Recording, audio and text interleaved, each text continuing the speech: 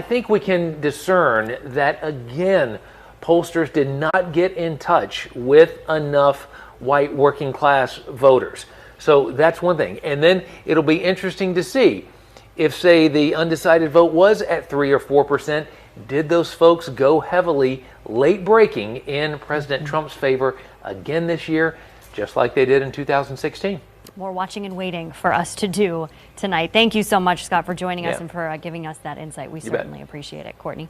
All right, and I have some news to add to the counts for President Trump at this point, picking up Missouri and those 10 electoral college votes. Adding to that, if we take it back and take a look here at Florida, if I can get it down.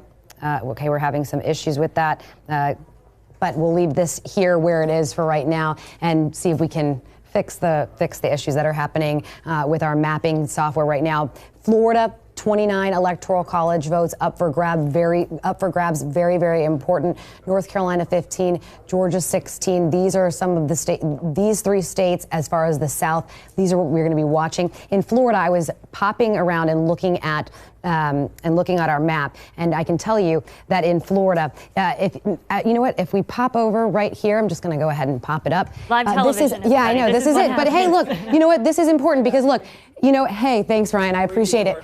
I can run a point for you. Yeah, I'm glad I was investigating a little bit earlier.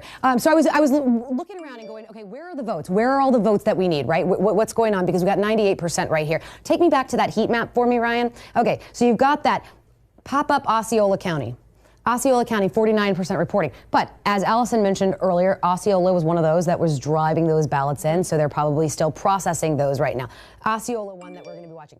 Now bring it down here. I mean, you have 97% reporting in Miami-Dade, and if you kind of pop up, Broward County, 100%, and Palm Beach County, another one that we're watching, 96%. Remember, these are areas where you could have voters standing in line after 7. They're trying to process those, Here's get those. 4 counties, by the way, that's still missing precincts on that.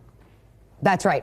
These 4 counties missing, right? If you pop out of there we go. Anyway, so if we go through that and look at that, there are also vote by mail ballots that also need to be processed. And we know that canvassing boards, they were meeting at 7 o'clock. They were going through, they were looking at all of those. If there were voters that came in, voted provisional, maybe because they didn't bring their ID, signature matches, that ballot gets accepted. And those are the numbers that we're going to start to look at as well. But Florida, of course, 98% precincts reporting. Huge, incredible turnout. I mean, look at this. We have 5,618,656 votes for President Trump, 5,236,685 votes for former Vice President Joe Biden. And I mean, that is just an incredible amount of voters who are casting those ballots. And think about this, when we're looking at this and we take it back to that electoral college map, some of the states that we're going to be watching, Wisconsin, Michigan, Pennsylvania. Can you imagine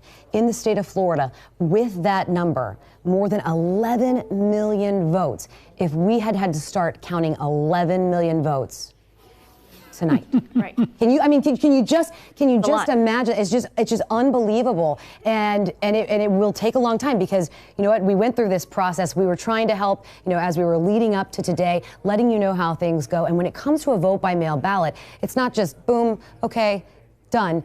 There's a whole process. Signatures have to be verified. They have to physically be opened, the ballot taken out, scanned, and then tabulated. It is certainly a process, and of course we're going to be watching. I was listening in on a call the other day with the Attorney General from Wisconsin, and he said, he doesn't expect they're going to be counting for a week, but he said, maybe maybe tomorrow or the day after that, as far as those vote by mail ballots goes.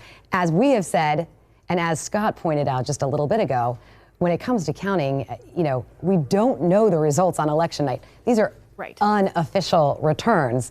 You know, there's a process we continue to count. We have to count the cured ballots that of course voters, you have the option to go in up to 2 days after the election, so this Thursday, 5 p.m., and make sure that you fix any problems with your by-mail ballot, provisional ballots. Those get counted, and then we have overseas votes. Those are all things that are going to be counted, and then our results are not certified until November 17th. Thankfully, as you said, that we've had some time to count those early voting. We've had weeks to do that. Well, we would never get any sleep here. That's absolutely true. Are we going to go to Lars Hafner now, one of our political analysts? So